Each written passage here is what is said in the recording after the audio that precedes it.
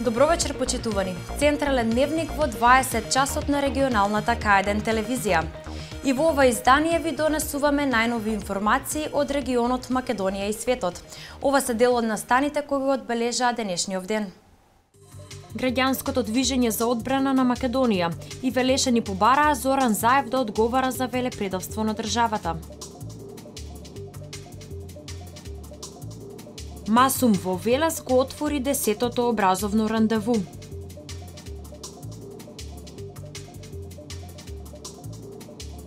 Наскоро започнуваат градежните активности во индустриската зона Црвени брегови во Неготино.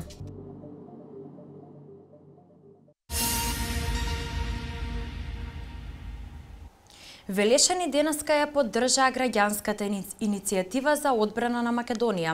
Составање на подпис застанаа во одбрана на уставот и државниот поредок. Според Велешани, Зоран Заев одработува мрачно сценарио креирано од некои странски центри. Собирањето подписи за поведување на постапка на одговорност и велепредавство започна од општина Автокоманда. Составање на подпис на иницијативата на граѓанското движење за одбрана на Македонија, Велешани застанаа во одбрана на уставот и државниот поредок. Секој подпис, велате барање, Зоран Заев да добие институционален одговор за неговото незаконско и антидржавничко однесување. Досега пред Велес имавме 9.500 подписи веќе собрано, јас очекувам дека пишувајќи го и Велес веќе над 10.000 дефинитивно одиме до 11.000. Што е одлична бројка за колку недела дена веќе трае само оваа акција.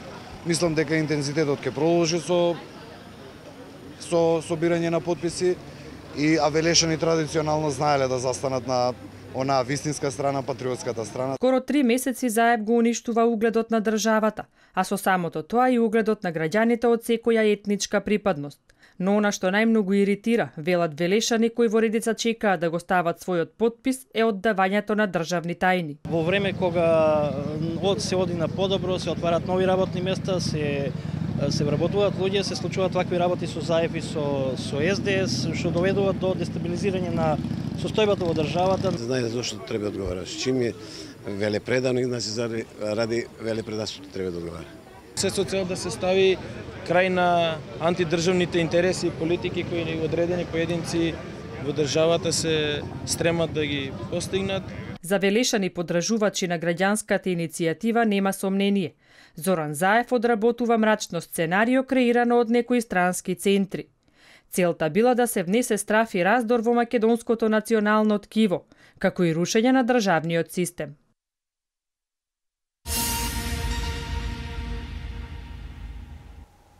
Македонија го доби првиот тренинг центар за примена на најсовремените технологии во оранжериското производство. Овој тренинг центар денеска свечено беше отворен во Свети Николе. По примерот на Холандија и овде ќе се одгледуваат висококвалитетни сорти на домати, зелка и пиперки. Овчополието со своите 270 сончеви денови во годината е идеално место за развој на производството на нови висококвалитетни и профитабилни сорти на овошје и зеленчук. Даваме целосна поддршка на вакво едно производство. Предност е тука кај нас што можеме целото овчеполие да го претвориме во една оаза, каде што ќе имаме едно интензивно производство. Верувам во големиот потенцијал на Македонија во овој сектор. Ние како втора водачка земја во светот, веднаш по сад во оранжериското производство, вакво партнерство и соработка многу ни значи.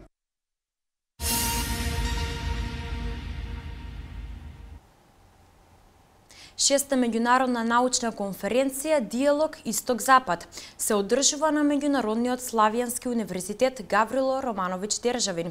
100 учесници во 4 научни насоки ги презентираат своите научни трудови кои ќе бидат дел од светскиот агрегатор на електронски бази и банки на податоци. Психологија и педагогија, право и политикологија, филозофија, лингвистика и културологија и економија се 4 научни насоки на кои 100 учесници ги презентираат своите научни трудови на 6-та меѓународна научна конференција Диалог Исток-Запад. Домаќин на истата која се одржува денес и утре е Меѓународниот Славјански универзитет Гаврило Романовиќ Державин. Учествуваат преку 6 земји. со области или проблематики врзани околу глобализацијата на економијата на светските пазари, али паралелно со тоа се разработува и тематика и проблематика која е актуелна денеска, како и во перспектива гледано придонесот или развојот или учеството на научната мисла во развојот на човечкиот капитал. Секоја тема од секциите беше интересна за научната јавност. Оваа конференција нуди можност за продлабочување на соработката меѓу Славјанскиот универзитет и оние од каде што доаѓаат учесниците. Тамбовскиот универзитет од Русија неколку години наназад ја негува соработката со Славјанскиот универзитет. Навистина сме задоволни што секоја година Тамбовскиот универзитет е дел од оваа меѓународна конференција. Нашите студенти се стекнуваат со извонредно искуство, а со тоа континуирано ја продлабочуваме и нашата соработка со Славјанскиот универзитет. Научните трудови од дводневната конференција кои ќе бидат презентирани ќе бидат дел од светски агрегатор на електронски бази и банки на податоци.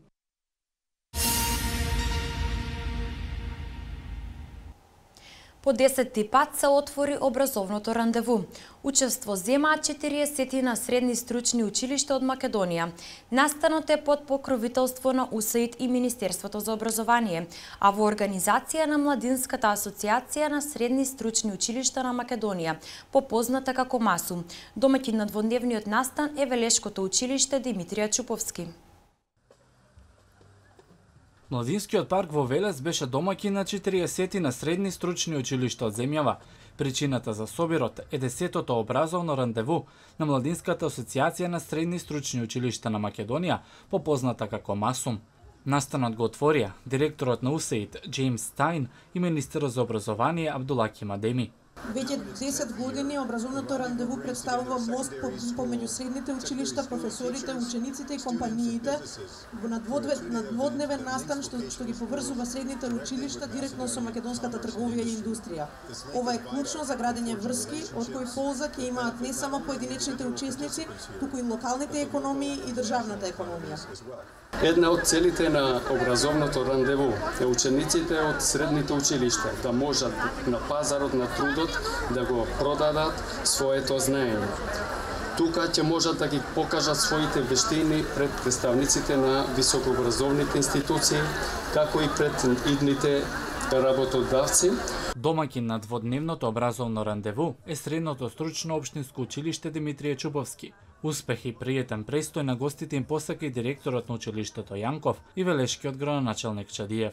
Манифестациите од овој вид се од особена важност во исполнувањето на нашата заедничка мисија, која е директно фокусирана во развојот и едукацијата на нашите нови генерации. Горди сме што токму Велес е домаќин на овогодишното образовно рандеву. И со задоволство ви посакувам многу успех, незаборни моменти и пријатен престој во нашиот град. На штандове распространети низ паркот, ученици и професори од училиштата ги представија програмите и проектите на кои работат. Сите предмети што ги гледате тука, сите работи се изработуваат во нашето училиште. Од ова училиште може да испадне квалитетен кадар и ќе ни користи за понатамошниот живот. Јас мислам дека треба да се запишат, бидејќи економијата е многу важна за секоја држава, нели? И мислам дека е многу битно за да го одберат она што вистински го сакаат. Во овие 2 дена училиштата се надпреваруваат во повеќе категории. На поединечни и тимски надпревари помеѓу учениците ќе се одбираат најдобрите во интервју за работа и јавно говорење, развивање на маркетиншки план, дизајнирање на училишна интернет страница и слични креативни надпревари.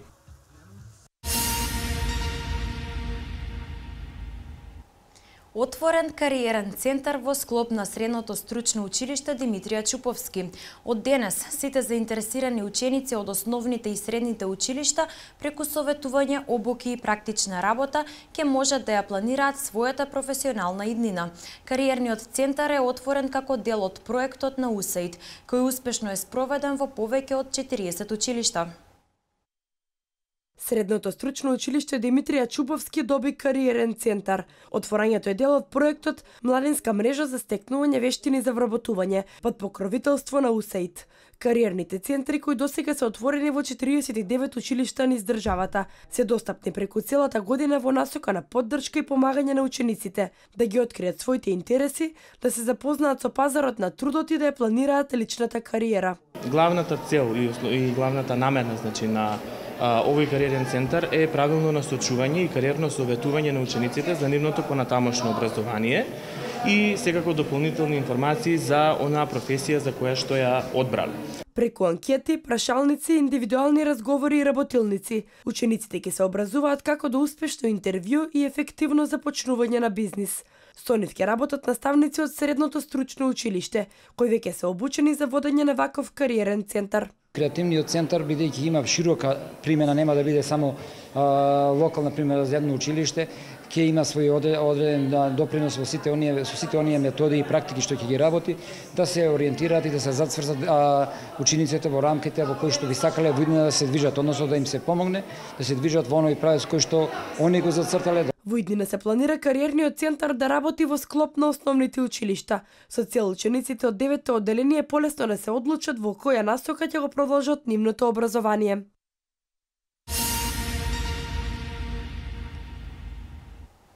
Во индустријската зона Црвени брегови во Неготино наскоро започнуваат градежните активности. Издадени се првите дозволи за градење на стопанско-индустријски капацитети за лесна и незагадувачка индустрија. По пат на јавно наддавање ќе бидат распродадени и парцелите во индустријската зона Дуброво. Новите фабрики ќе бидат одлична можност за зголемување на вработеноста во Неготино и регионот. Одличната местоположба на индустријската зона во Неготино предизвикува интерес кај инвеститорите.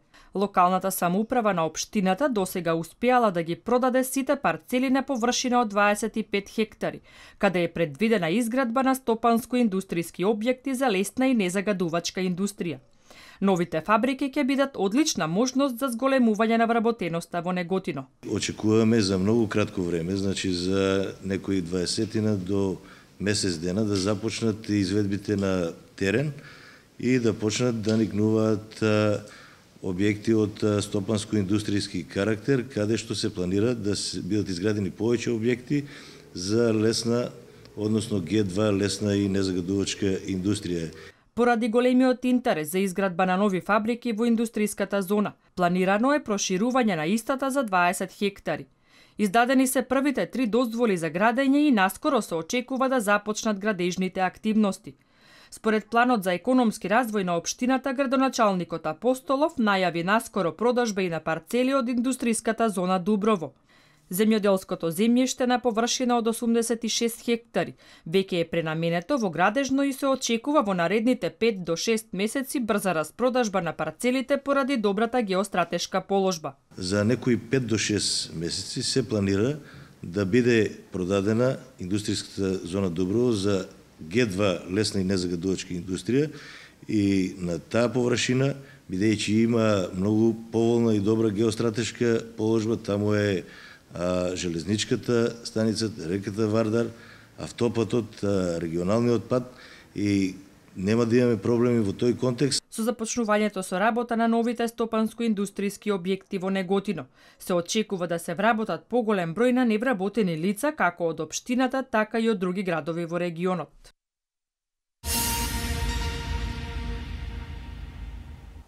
Втората средба меѓу ВМРО ДПМН и СДСМ без епилог. Договорена и трета. Од Охрид почнува караванот Купи куќа, купи стан. Следуваат вестите од Македонија. Втората средба меѓу представниците на владеачката ВМРО ДПМН и најголемата опозицијска партија СДСМ во средата во Брисел околу решавањето на политичката криза заврши исто како и претходната, без епилог, но со заложби за продолжување на разговорите меѓу двете страни. Во заедничкото соопштение на европратениците Иво Вајгал, Едуард Кукан и Ричард Ховит се наведува дека разговорите меѓу двете страни ќе продолжат, без при тоа да се прецизира кога и каде. ВМРО-ДПМН на разговорите во Брисел беше представувана од страна на Никола Поповски, Никола Тодоров и Илија Димовски, додека пак од страната на СДСМ учествуваа Радмила Шекеринска, Рената Десковска и Виктор Габер. Министерството за финансии во соработка со банките и локални градежни компании денеска од Охрид го започнуваат караванот Купи куќа, купи стан. Сите заинтересирани ќе можат да дознаат како да аплицираат за субвенциите и кои се условите и локалната понуда на станови и куќи. Проектот секоја недела продолжува во друг град, а ќе бидат опфатени Битола, Прилеп, Гевгелија, Струмица, Штип, Тетово, Велес и Куманово. Во изминатиот период, повеќе од 500 субвенции им беа доделени на семејства за купување сопствен дом. Според Министерството за финансии, караваните низ големите градови се организираат поради големиот интерес на граѓаните. Во Македонија и во светот денеска се одбележа светскиот ден на хемофилијата, чие годинашно мото е "Зборувај гласно, направи промена". Хемофилијата или така наречената кралска болест е наследна состојба која се карактеризира со целосен недостаток или намалено ниво на факторите кои учествуваат во запирањето на крвавењето. Според статистичките податоци во светот има вкупно 420.000 хемофиличари, од кои само 180.000 се дијагностицирани. Според податоците од Центарот за хемофилија при Институтот за трансфузиона медицина во Македонија, регистрирани се 211 лица со хемофилија А, од кои 2 лица со инхибитори, и 104 со хемофилија Б, од кои 2 лица со инхибитори.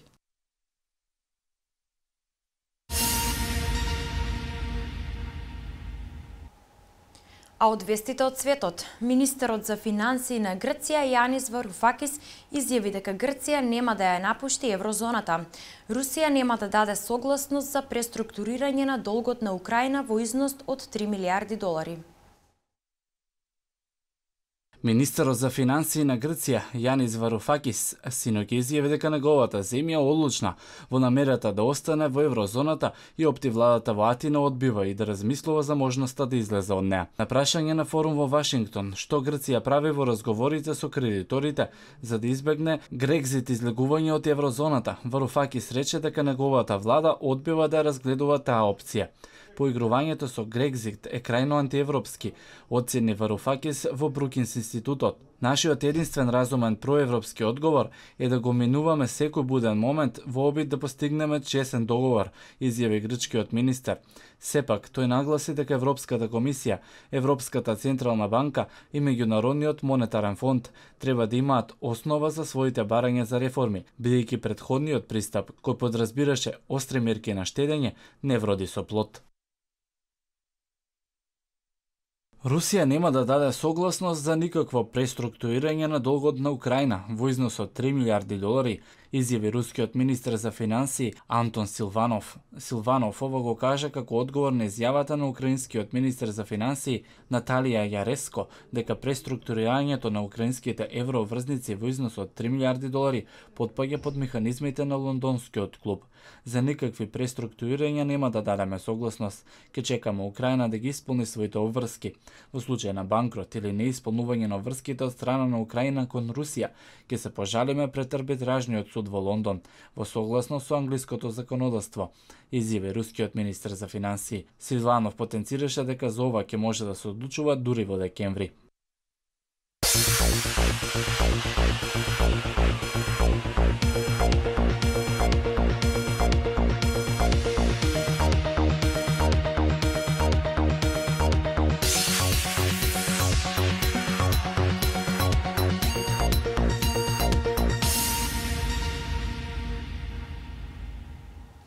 Вардарци денес заминуваат на реванш четвртфинален надпревар во Полска против екипата на Киелце, каде бркаат разлика од 2 гола за влез во полуфиналето од Лигата на шампионите. Сагата во кошаркарската Суперлига конечно се отплетка по вчерашниот итен состанок на Сдруженијето на прволигашите, па веќе овој викенд тимовите се враќаат на терен. Ракометарите на Вардар предпладнево го одработија последниот тренинг во Скопје, а потоа заминуваат за Полска, каде во недела против екипата на Киелце ќе го одиграат реванш над преварот од четвртфиналната фаза од Лигата на шампионите. Првиот дуел во спортскиот центар Јане Сандански во Скопје црвено-црните го загубија со 2 разлика, со што патот до F4 во Кел нема да биде воопшто едноставен. Шансите на избраниците на Раул Гонзалес се уште не се загубени, имајќи ги во предвид 60 минути кои следуваат на гостински терен во Киелце. Стручниот штаб на Вардар одлучи во Полска да патуваат сите играчи кои се на располагање, па Гонзалес в сабота, на ден пред мечот, ќе се одлучи кои 16-мина ќе го понесат товарот на најважниот надпревар сезонава во Лигата на шампионите. Шпанскиот стратег смета дека анализите на првиот меч ќе ги дадат корелациите во играта на реваншот, каде единствена цел е победа. Противничкиот стратег Талан Душебаев и покри фактот што неговата екипа има предност од 2 гола, како и тоа што игра пред своја публика, останува мирен и внимателен во пресрет на реваншот. Надпреварот се игра во недела во 15 часот и 30 минути.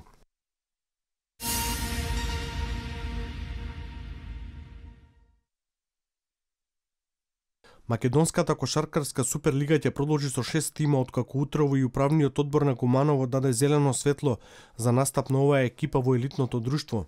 Како што најавија и представниците на кумановци на вчерашното здружение на прволигаши, утрово се одржа состанок на управниот одбор на овој клуб, при што беше решено кошаркарскиот клуб Куманово да продолжи да се надпреварува во Суперлигата.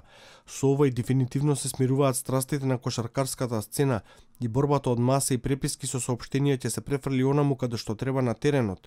Оваа одлука се донесе на вчерашниот итен состанок на Сдруженијето на прволигашите, на кој клубовите се договорија Суперлигата да продолжи од третото коло, а бојкотираните надпревари да бидат одиграни во првите неколку слободни термини. Викендов на програмата ќе бидат средбите од третото коло, Куманово МЗТ Скопје, Кожув Работнички и Карпош Соколи Софени Индустри, а за претходно неодиграните мечеви во најскоро време ќе бидат дадени нови термини за одигрување.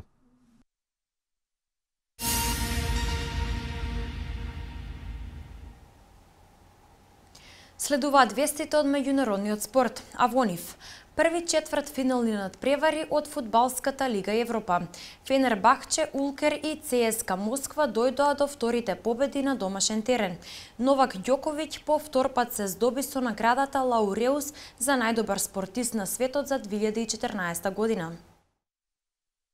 На синоќешните први четвртфинални надпревари од фудбалската Лига Европа највозбудливо беше во Германија, каде на гостински терен фудбалерите на Наполи постигнаа висока победа кај Волсбург, па со триумфот од 4-1 тие обезбедија солидна предност во пресрет на реваншот што го играат на домашен терен.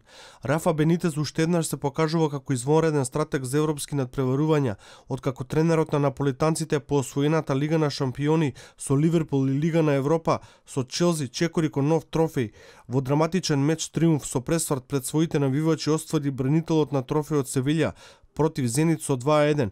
Фиорентина се спаси од целосен пораз на гостувањето во Украина кај Динамо Киев, откако мрежата на домаќинот со акробатскиот погодок на Бабакар ја затресоа во судиското на дополнување на вториот дел. Единствено без голови заврши дуелот Бриж-Днипро. Реванш над преварите за влез во полуфиналето се играат на 23 април.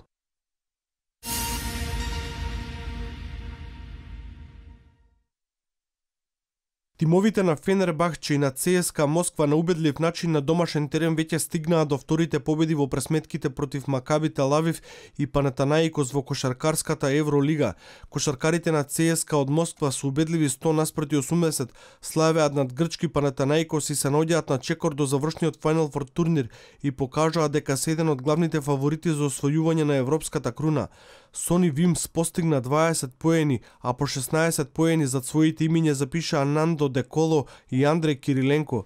Екипата на Фенербахче Улкер се наоѓа исто пред пласма на завршниот Final Four турнир во Евролигата кој се одржува во Мадрид, откако на домашен терен по втор пат славеше над израелскиот представник и актуелен првак Макаби Тел Авив. Израелците подклекнаа уште во првиот период кој го загубија, па предноста не можеа да ја достигнат.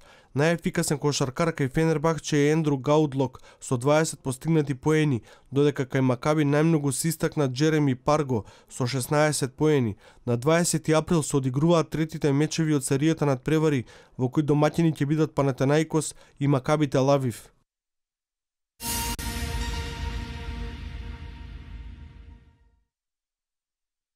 Најдобро рангираниот светски тенисер Новак Ѓоковиќ повтор пати именува за добитник на наградата Лауреус за најдобар спортист на светот за 2014 година во изборот кој го организира истоимената фондација која секоја година двои средства за помош на младите спортисти.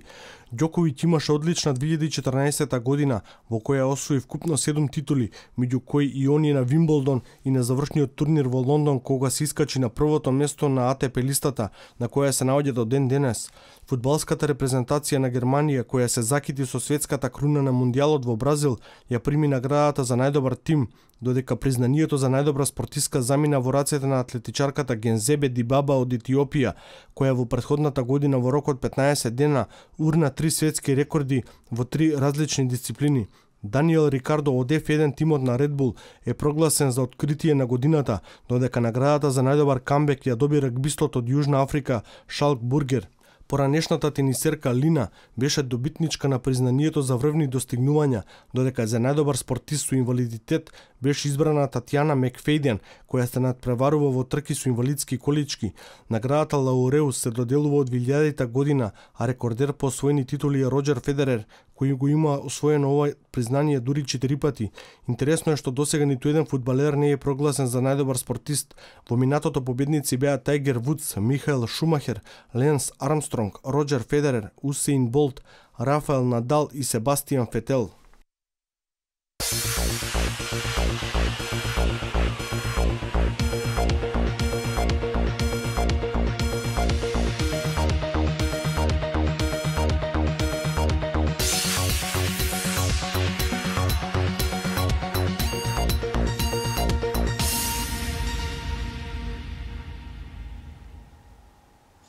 Времето денеска сончево, топло и ветровито.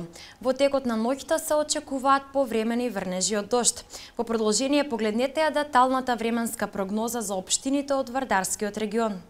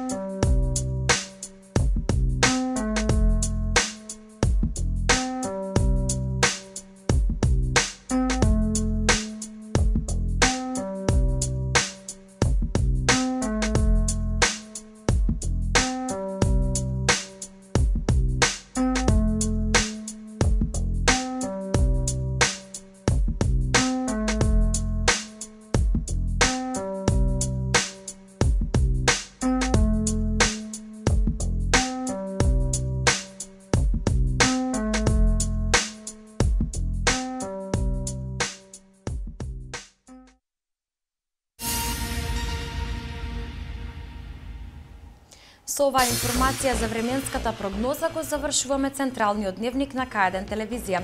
Останете со нашата програма. Имајте пријатна вечер.